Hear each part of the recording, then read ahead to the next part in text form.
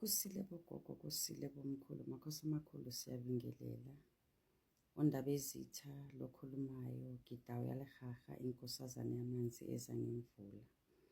Siyanibingelela balaleli emakhaya, kumagumbi amanomhlaba. Sithemba ukuthi nikahle. Sisachubeka ngesihloko samakhosi. Amakhosi anabile bantwana basekhaya, njengoba bengifundisile previously emavidiyweni ukuthi amakhosi uyawathola amakhosi obunyanga weshoba, uphinde uthole namakhosi kamoya. Masisiza emakhosini kamoya, amakhosi kamoya anabile, kunezanusi, kunama-astrologist khona lapho, kunama-mediums khona lapho, kunabathandazi nabaprofethi njalo njalo. So sisesemakhosini aphezulu la nithola khona ama-astrologist, izanusi, ama-mediums, ya konke lokho nje okuphezulu, ngoba phela amakhosi nawo kunamakhosi asemanzini, kunamakhosi omkhathi, kuphinde kube namakhosi aphezulu. So previously kuma-videos yami bekukhulumile mangiteacher the 6 astrology charts, where we had the sun, the moon, the rising Mercury and Venus and Mars. And we also went to the zodiac signs that are related to those charts, and the science and characteristics of how the people behave under those astrology charts through Amazon de Kwabo. So today siyachubeka ke sisifaka the 6 elements plus the 6 archangels and the astrology signs as well that are related to those archangels. So njengoba ngishilo wadaskaya ukuthi amakhosi amnandi, amakhosi ajulile. Ingakho-ke kubalulekile ukuthi mawunesimo samakhosi kumele ube ingane eclean, ingane epure, ingane ekhulekayo, ingane econnecta with the source and the angels as well. You pray a lot, you constantly clean your auras, ama-chakras wakho kumele avuleke. So uma uyingane yamakhosi uhamba nenkosazane emhlophe, uhamba nengilosi unomhoyi obusa emanzini ayisikhombisa ayingcwele, uhamba nengilosi ukhukhulwane obusa phezu kwengilosi yenyanga, phezu kwengilosi yenkanyezi, phezu kwengilosi yelanga, ingilosi yezulu nomoya oyingcwele. So kumele sinabeke bantwana basekhaya, amakhosi mahle, amakhosi makhulu. Ingakho-ke mawuyingane yamakhosi kumele uhlale upure, kumele usondele kakhulu kuJehova nengelosi zakhe, ube umuntu okhuleka kakhulu, so that you connect a lot. Asichubekeni-ke namhlanje sifake lokhu esikufakayo. Amakhosi amakhulu bayede, hanyalele sedi, amen. Makhosi amakhulu siyabingelela. Namhlanje njengoba ngishilo ukuthi sizochubeka sifake the 4 elements and the 4 archangels and the 4 star signs. Remember previously under the air star signs, that's where I said we have Aquarius, Gemini and Libra. Under the earth star sign, that's where I said we've got Taurus, Virgo and Capricorn. Under the water star signs, that's why I said we found Pisces, Cancer and Capricorn. And after under the fire star signs, that's where I said we've got Aries, Leo and Sagittarius. Namhlanje ke sizofaka the archangels under those elements. Remember futhi we've got elements womkhathi, of which is the element of the air, the earth and the fire and the water. So ihamba kanjalo naku zodiac. However, we've got the neutral element that is on the east empumalanga, the element of wood. Makhosi amakhulu asicale kanjena ke. Under the air element, normally you find it in the west. The air element mawukhuleka imkhuleko under the earth element. Ngasho ngithi phecelezi, if you are spiritual gifted person, sinendlela zethu zokukhuleka abanye abantu abangeke bazi-understand, because now sesiyanaba singena under the spiritual people. The spiritual people mostly when they pray, they face under the air element, under the air signs. La kuhlala khona bo-Aquarius, Gemini and Libra, normally mabenza ama-rituals wabo, they face on the west. They face on the west when they pray. And i-archangel enkulu ebasebenza ngayo kakhulu u-archangel uRaphael. U-archangel uRaphael, and u-archangel uRaphael meaning yakhona isho ukuthi God heals, uNkulunkulu uyelapha. Labo bantu laba bahleli ku-air element under the air zodiac star signs, and which are Aquarius, Gemini and Libra. The air element, it resides in the west. So under the body, remember izulu, bantwana basekhaya, masunabile songene kumakhosi kamoya, the heaven is within you. Izulu le reside phakathi komzimba wakho.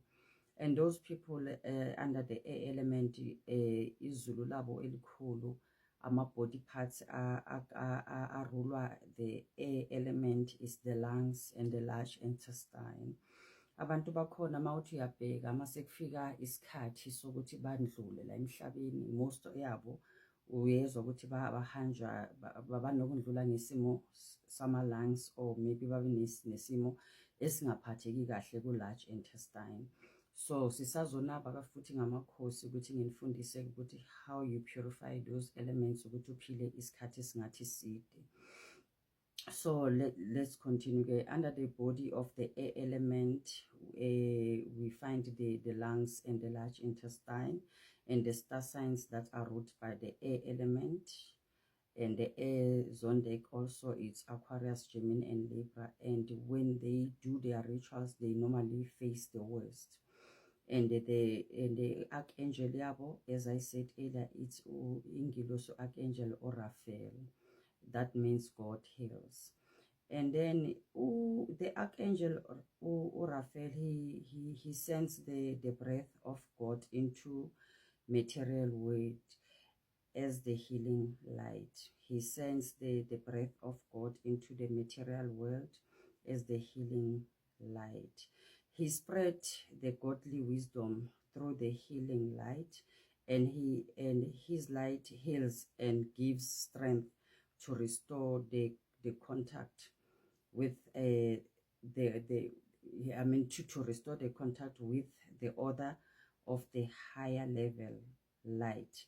He heals the mind, the body, and the soul. Ingilosi uRaphael. Ingilosi Raphael irulwa kakhulu abantu baku air star signs, and utholakala in the west.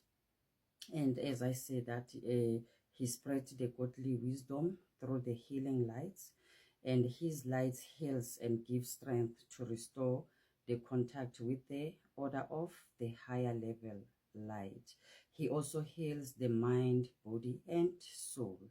So abantu abaku star sign ye Aquarius, Gemini ke ingelosi yabo enkulu Archangel uRaphael, and uyalapha kakhulu. He heals the mind, the body, and the soul. Then we move to the earth element. The earth element is in the center. Abantu bakhona babanje in the center.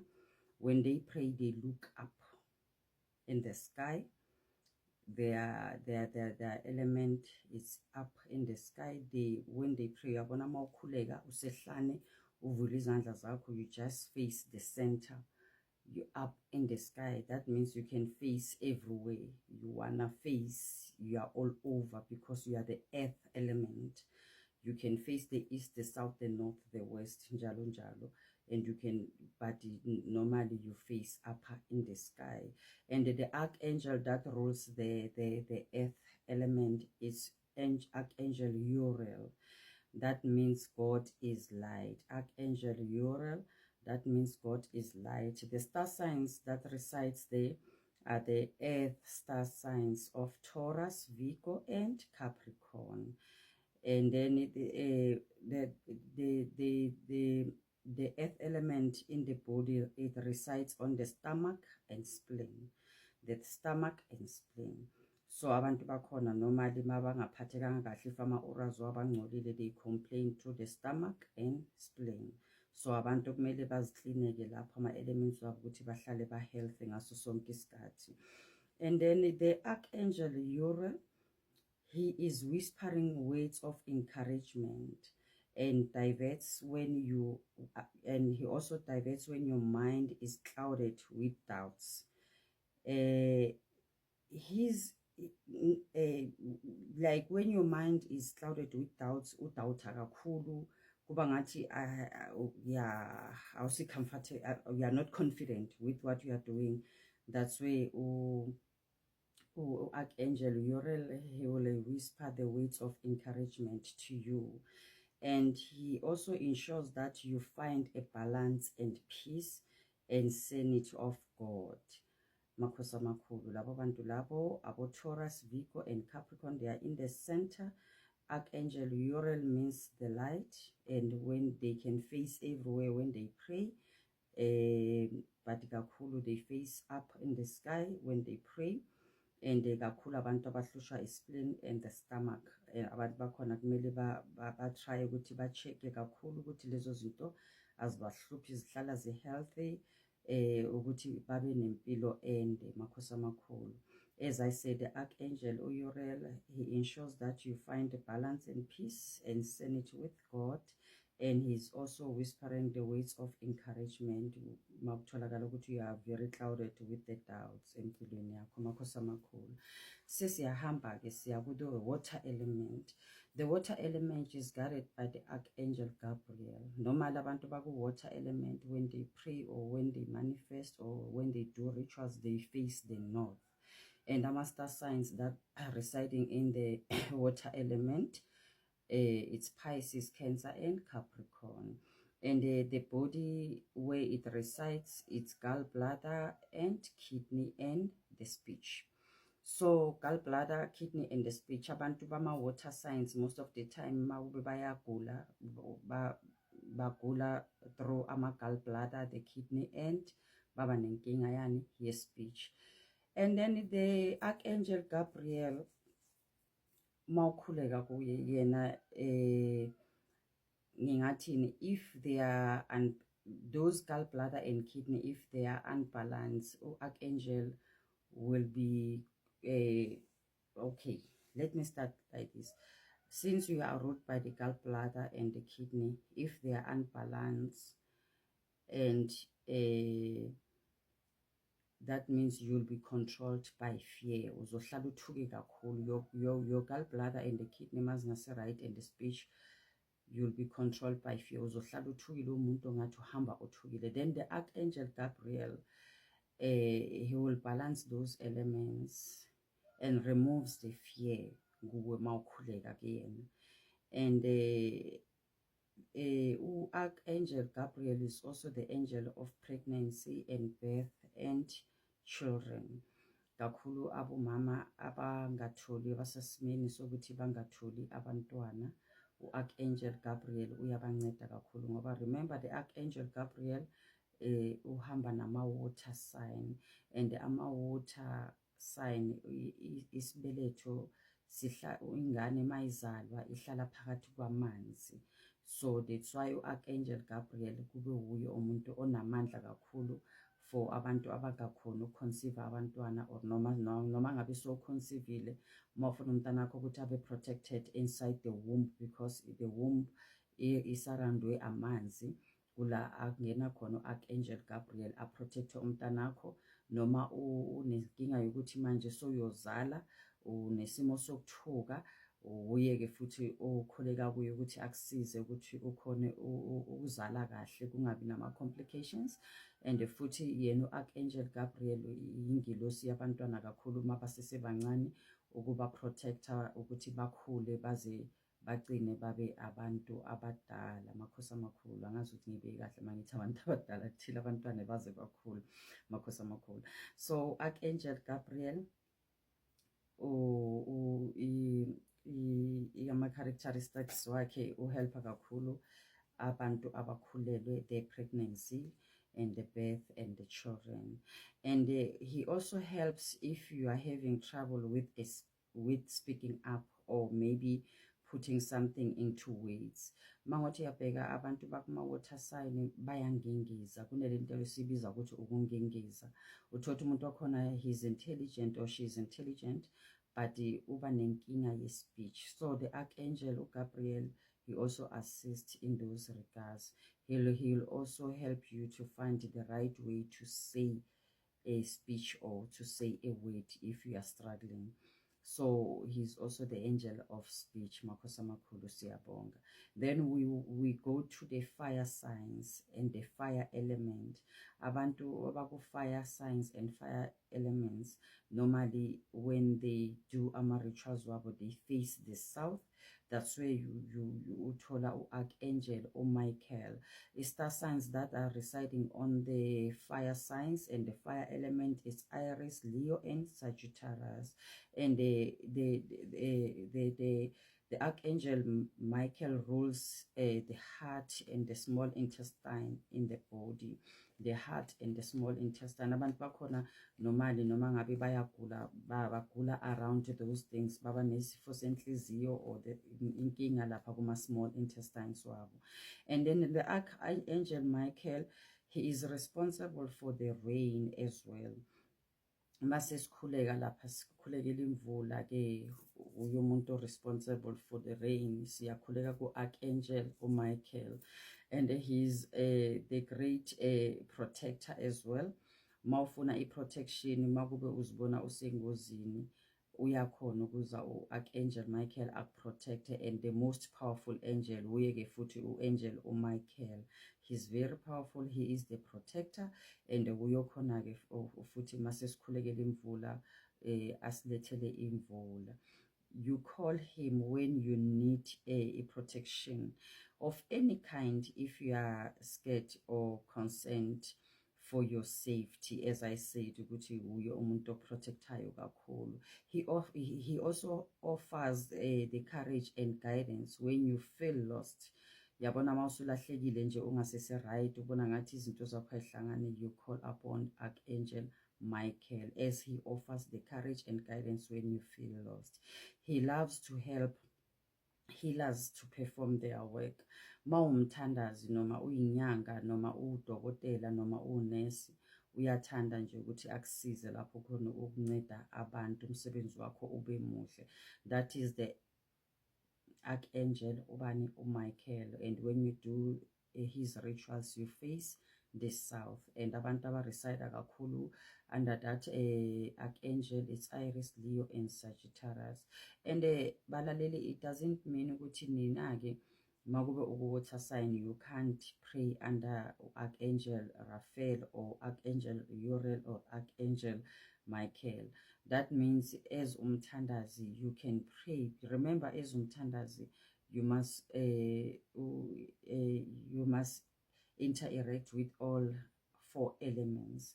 When you pray, you must pray to all four angels, regardless of what star sign sakho yini. But abantu aba powerful kakhulu for those rituals are those people that are residing in that element. It doesn't mean ukuthi wena manje you can't pray for rain.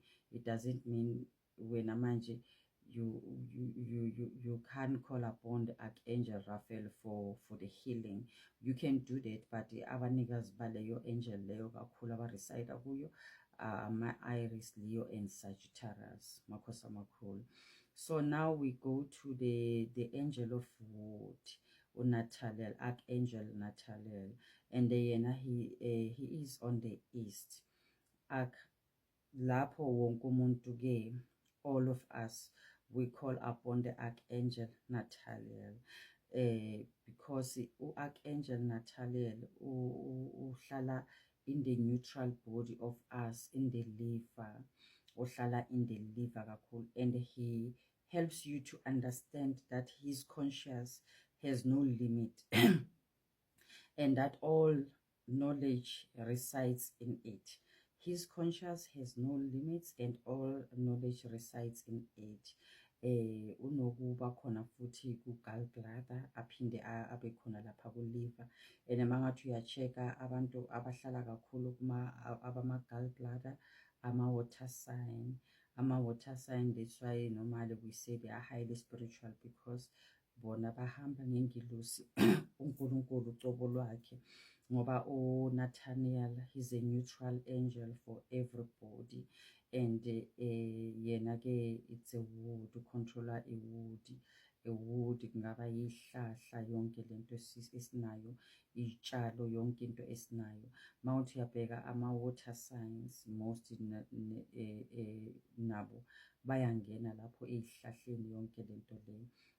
Ngoba ingilosi, inkosazana emhlophe, isinika uthingo lukankosazana nenzalo. Remember, ama-water signs ahamba nenkosazana emhlophe ngoba unomkhulwane ukuletha inzalo, alethe iy'tshali esilapha ngazo nesizidlayo emhlabeni. So i-water sign kanye u-Archangel Gabriel usebenzisana kakhulu no-Archangel Nathaniel, because boyi-two they reside in the gallbladder. The difference is uNathaniel yena abuye abe under the liver, and then the water signs bona, they are under the kidney and the speech. Makhosi makhulu. So as I said, Archangel Nathaniel helps you to understand he's conscious and has no limit. That is God himself. Mawuthi uyayibheka kahle, Nathaniel, it's God himself. He helps you to understand that his conscience has no limit, and that all knowledge resides in it. And also helps you to realize that the human body is an exact copy of the earth. The human body is an exact copy of the earth. uNkulunkulu wathi makadala umuntu, wamdala ngani? Ngomfanekiso wakhe. Izulu likuwe. That's why le ngilosi lezi ziphakathi kuwe, zihlala these parts of the bodies. And then uNkulunkulu wazibeka le ngilosi ukuthi zizorula kuphi? Kumabhodi, kukwibhodi yomuntu. Mawuthi uyabheka-ke ibhodi yomuntu, njoba ibhodi yomuntu ingumhlaba wona ngokwawo, iyizulu futhi wona ngokwabo. Akusho mina vele injalo lento. U-Archangel uNathaniel lo oyenza the wood, uthi he also helps you to realize that the human body is an exact copy of the earth.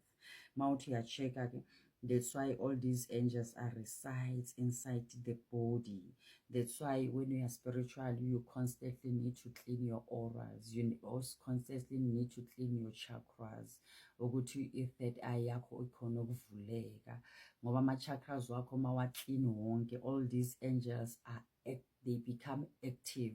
Ukuthi akhona ukusebenza within you, akhona ukusebenza within you. Amandla akuwe, izulu likuwe, iy'dalwa zakini zikuwe, umoya oyingcwele ukuwe, uNkulunkulu ukuwe. Ngizoyishiya lapho-ke namhlanje. So bengifuna ukunitshengisa abantwana basekhaya ukuthi amakhosi aphezulu asebenza kanjani. Your body is the temple of God. Your body is the temple of God. You take care of your body. Mawunganakekeli i-temple of God, umoya ongcwele ney'ngilosi ezingcwele angeke zihlale. Kwayithonga lakho angeke lihlale la kungcwele khona.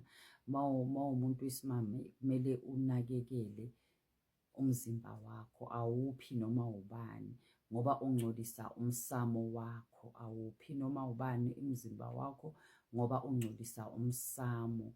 Umsamo ubalulekile. Nawe muntu wesilisa awuhambi ungena noma kukuphi, ngoba ungcolisa umsamo wakho. Umsamo ubalulekile. Exchange of amagazi through sexual intercourse kuyamosha kakhulu emzimbeni, ngoba igazi lihamba with the veins. And manje lo muntu lo munye so exchange naye ubuya ngcolise yonke le misamo yakini, la kuhlala khona nale ngilosi zikaNkulunkulu khona. Ngoba abanye abantu abazinakekeli, abanye abantu abagezi, abayenzi lokhu, abahlambulula, benzini. Wena mawuloku ulala uhlanganisa amagazi amaningi emzimbeni wakho, you are blocking your chakras. you are blocking your auras. Isithunywa zakho nengilosi zakho azikhona ukuphefumula kahle kuwe. Namhlanje-ke sisithathe le-astrology sayifaka nala kuma-elements ukuthi nibone-ke ukuthi kunaba kanjani ku-astrology. Nje kunabile bantwana basekhaya uma wenza i-astrology inabile, amakhosi aphezulu anabile kakhulu.